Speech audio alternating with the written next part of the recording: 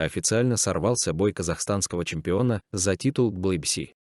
Стало известно об отмене боя казахстанского боксера второго среднего веса Али Ахмедова с французом камерунского происхождения Кристианом Мбилли, сообщает Камилла Стефан, представляющий компанию Eye of the Tiger Management. Поединок ожидался весной 2023 года.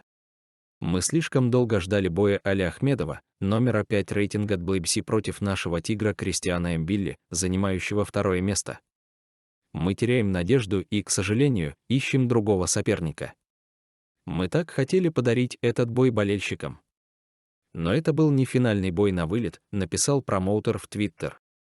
В настоящее время чемпионом WBC во втором среднем весе является мексиканец Сауль Канело Альварес. Его ближайший претендент определится в бою между американцами Дэвидом Бенавидесом и Калебом Плантом. Затем победитель должен был драться с сильнейшим в паре Ахмедов, Мбилли. Напомним, что 27-летний Ахмедов в своем предыдущем бою в сентябре победил американца Габриэля Росада единогласным решением судей, завоевав титулы IBF North America и WBC Silver.